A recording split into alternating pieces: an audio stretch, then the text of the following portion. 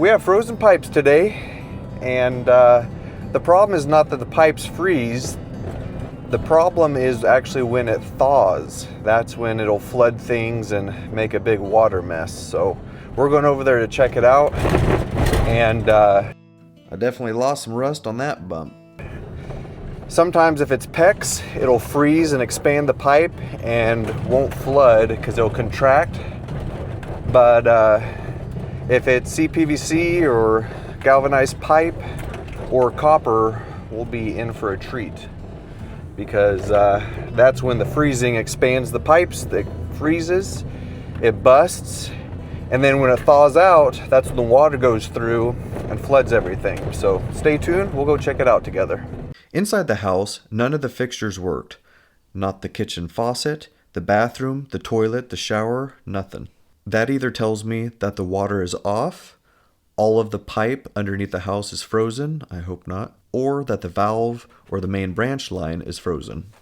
This has no basement, so we go to the crawl space to investigate. As I try to uncover the screws in the snow, let me simplify things for you. Think of a whole plumbing system like a tree. All of your faucets and fixtures are like the branches, but they all funnel down into one tree trunk, or one main line, which is your main shutoff valve. So right here is the shutoff valve, and it is PEX expandable, PEX type A tubing, which is the best for freezing. And we'll just shut that off.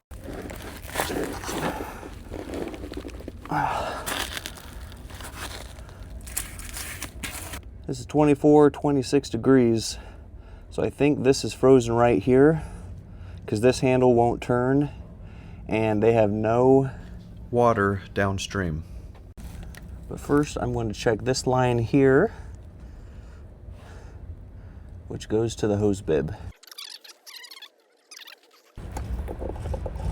Yep, that's frozen, so I bet it's that valve, since it won't open, or close, I mean.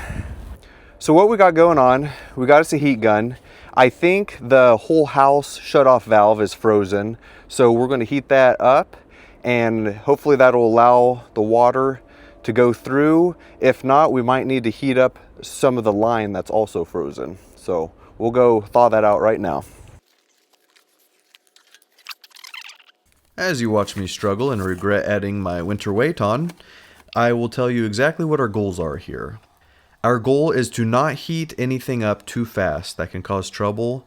You want to gradually increase the temperature of the pipe and the ice and the valve. And remember, you don't have to thaw this all out. As soon as water can pass through, the groundwater temperature will run through and thaw out any of the ice chunks. One thing you may have noticed is this used to be galvanized plumbing underneath here. That's what this pipe is. 35 degrees. I saw a little bubble right there. I'm hoping that did it. Yeah. There it goes. Water's running in the sink. This is a false alarm, but be careful when there's water running after you thaw the pipes. There could be a split pipe downstream somewhere. Something's still running. The toilet might be filling up. Oh, that's right. If you've liked this video, then like it. And if you enjoy my style of content, consider subscribing. Here's some nice jeans. I think I'm going to insulate this and put this on top. Wrap this around the valve. It was -8 last night, but it still shouldn't have been frozen, so we'll give it some more insulation. Cool. I'm gonna go grab some tape. I'm implementing 3 things that will prevent this from happening in the future. Each one individually would likely solve the problem. The first one is putting this pipe insulation on. The second one is wrapping it with more insulation around the valve itself. And the third one you'll see here in a bit.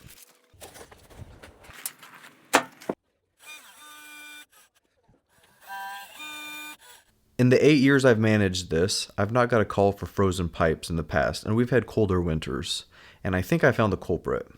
This has separated just enough so that there's a gap and allowing the cold air to settle down into that valve.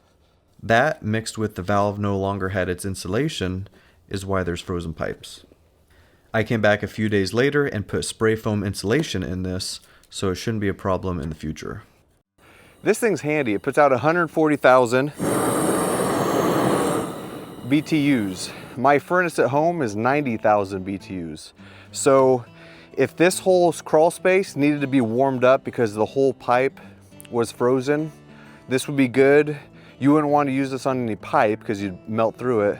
But if you just needed to heat up this whole space, a crawl space or a basement, bump it up to 40, 50 degrees so things start thawing out.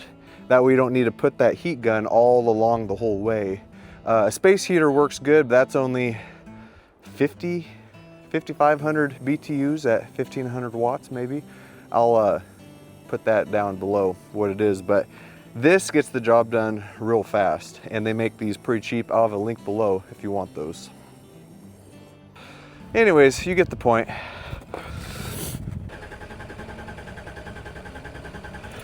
What a hunk of junk.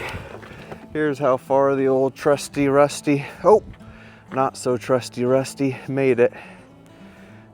Right there. So, now, we just lock things up and walk. But I've got a new truck coming, so in the next few months, if I lose enough weight and get enough things done, and I'm gonna buy a brand new truck, that's my goal. So thanks to you guys, I can be able to buy a new truck, honestly. Thanks for watching, and we'll catch you on the next video, assuming